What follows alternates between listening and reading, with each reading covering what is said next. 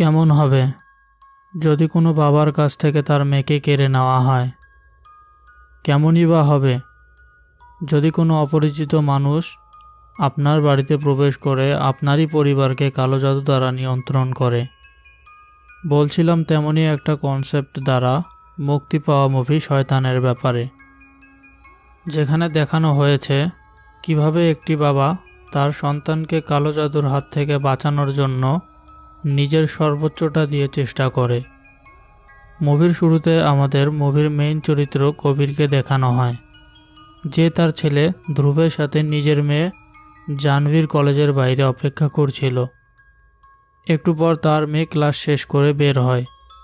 তখন আমরা তার সাথে একটা ছেলেকে লক্ষ্য করি যে তাকে হাগ করছিল। এটা দেখে কবির তার ছেলেকে জিজ্ঞেস করে তার বোনের সাথে ছেলেটা কে। ধ্রুব বলে সে তাকে চেনে না। এরপর তারা সবাই মিলে বাড়ির উদ্দেশ্যে বের হয়। রাস্তায় জাহ্নবী তার বাবাকে তার বন্ধুদের সাথে লাদাখ ঘুরতে যাওয়ার জন্য অনুমতি চায়। তার বাবা তাকে জিজ্ঞেস করে কে কে যাচ্ছে তার সাথে। জাহ্নবী বলে সে, তার বন্ধু বৃন্দা এবং কলেজের বাকি সবাই। এখানে তার বাবা বুঝতে পারে সেই ছেলেটাও তাদের সাথে ঘুরতে যাবে, তাই সে তার মেয়েকে ঘুরতে যাওয়ার অনুমতি দেয় না। কিন্তু জাহ্নবী জেদ করতে থাকে যাওয়ার জন্য। উপায় না পেয়ে কবির তাকে অনুমতি দিয়ে দেয়, তবে সেখানে গিয়ে তাকে কিছুক্ষণ পরপর কল করতে বলে এবং লাইভ লোকেশন পাঠাতে বলে। জাহ্নবীও এতে রাজি হয়ে যায়, কিন্তু কবিরের স্ত্রী প্ল্যান করে এর আগে তারা উইকেন্ডে সবাই মিলে তাদের ফার্ম হাউসে বেড়াতে যাবে। এটা শুনে সবাই অনেক খুশি হয়। যেমন ভাবা তেমন কাজ, তারা সবাই মিলে ফার্ম হাউসের উদ্দেশ্যে রওনা দেয়।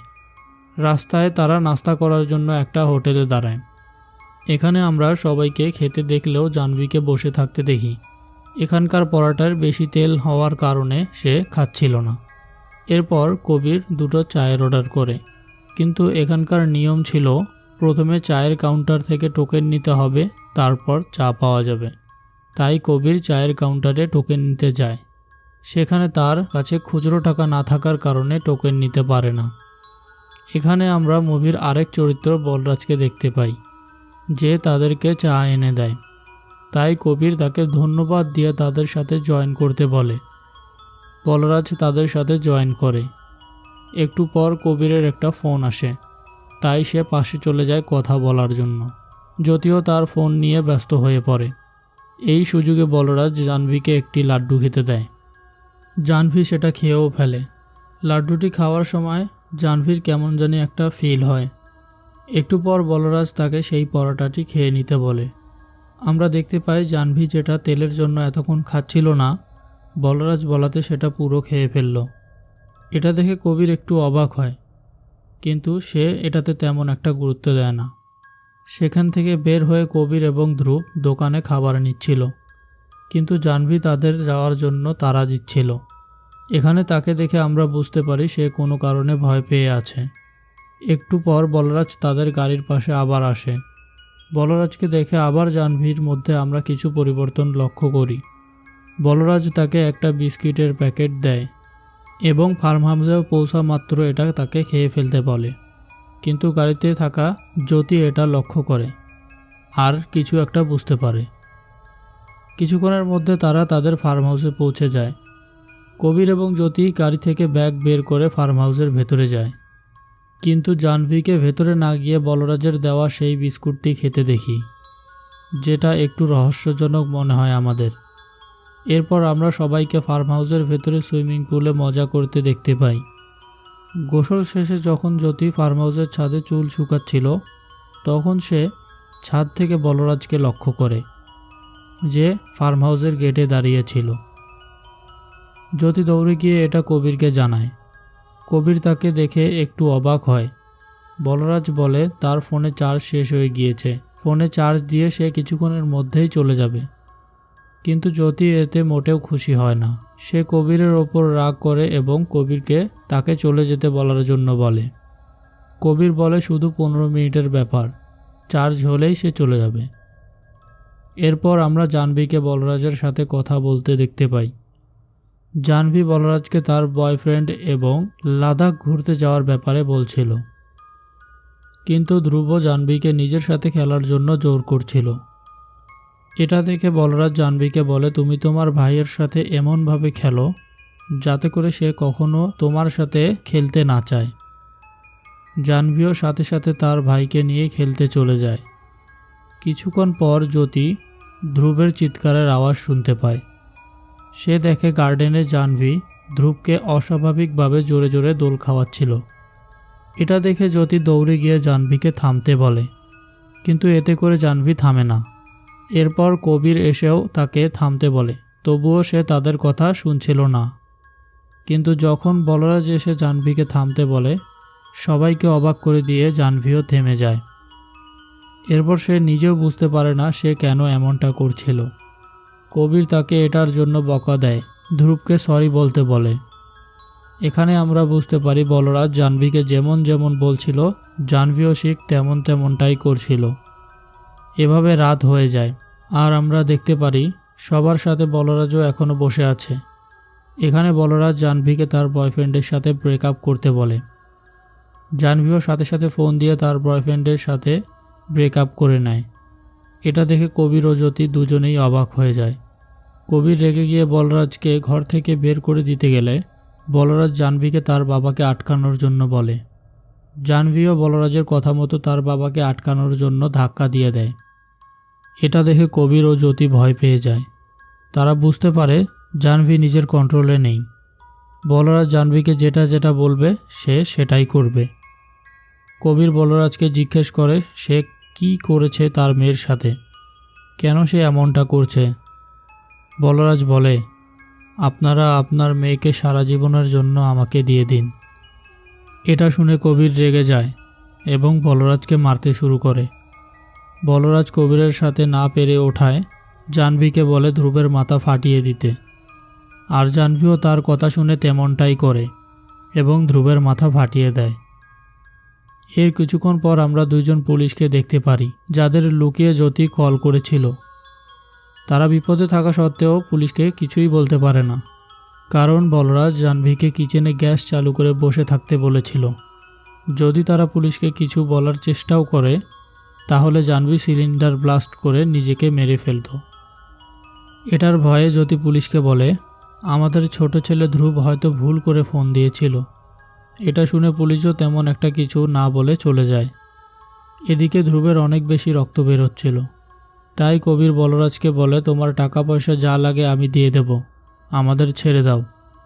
এটা শুনে বলরাজ তাকে বাড়িতে যা ছিল সব নিয়ে আসতে বলে। তার কথা মতো কবির সব টাকা গহনা নিয়ে এসে তাকে দিয়ে দেয়। সেটা নিয়ে বলরাজকেও আমরা চলে যেতে দেখতে পাই। কিন্তু অবাক ব্যাপার, জাহ্নবী অস্বাভাবিকভাবেই আগের মতো দাঁড়িয়ে আছে।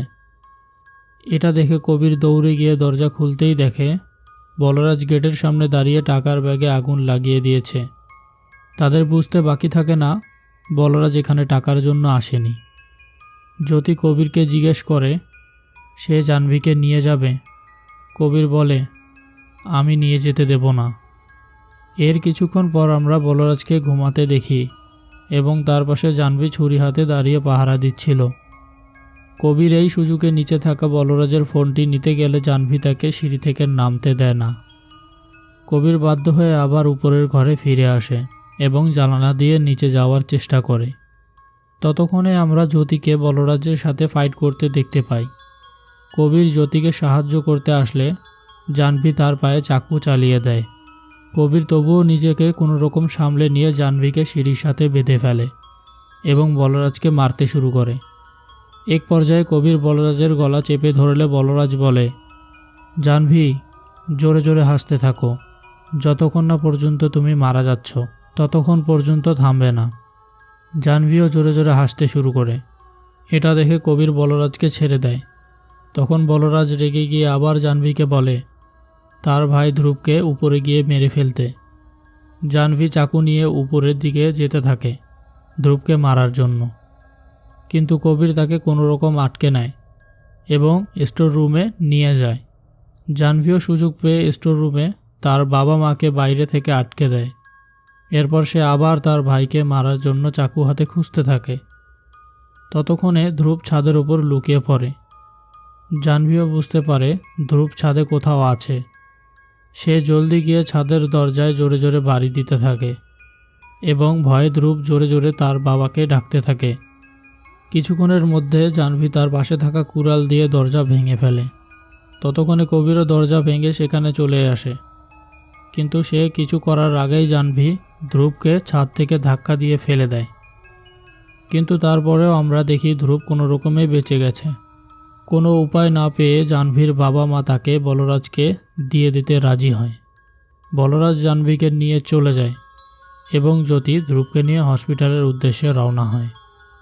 একটু পর আমরা বলরাজ ও জাহ্নবীকে দেখতে পাই জঙ্গলের মাঝে দিয়ে কোথাও যেতে। তাদের সাথে আরও অনেক মেয়েকে দেখা যায় যারা সবাই বলরাজকে ফলো করছিল। তাদের সবাইকে বলরাজ জঙ্গলের মাঝে একটা বাড়িতে নিয়ে যায়।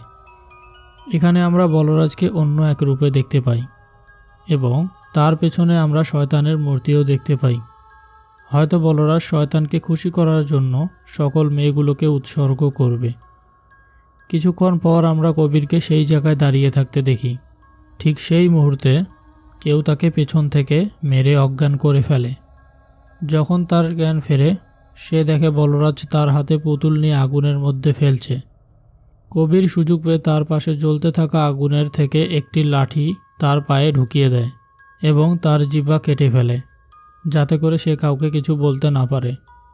কিন্তু তারপরেও সবাই কবিরকে মারার জন্য দৌড়ে আসতে থাকে, কারণ বলরাজ সবাইকে আগেই বলে রেখেছিল যদি কেউ তাকে ছোঁয়ার চেষ্টাও করে তাহলে তারা যেন তাকে মেরে ফেলে। যখনই সবাই তাকে মারতে যাবে তখনই সে তার হাতে থাকা রেকর্ডারটি চালিয়ে দেয়, আর এটাতে ছিল বলরাজের ভয়েস ক্লিপ, যেটা কবির বুদ্ধি করে রেকর্ড করে নিয়ে কিছুটা এডিট করেছিল, যেখানে বলরাজ বলছিল, তুমি আগের মতোই হাসো, তুমি আগের মতোই স্বাভাবিক হয়ে যাও। আর এটা শুনে জাহ্নবী সহ সবাই আগের মতোই স্বাভাবিক হয়ে যায়। আর এভাবেই কবির নিজের মেয়ের সাথে সকলকে মুক্ত করে দেয়।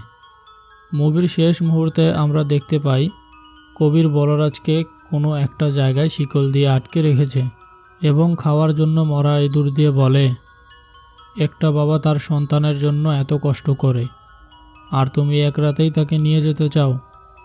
এটা বলে কবির সেখান থেকে চলে যেতে থাকে আর বলরাজকে বোবার মতো আমরা তাকিয়ে থাকতে দেখি। আর মুভিটা এখানেই শেষ হয়ে যায়।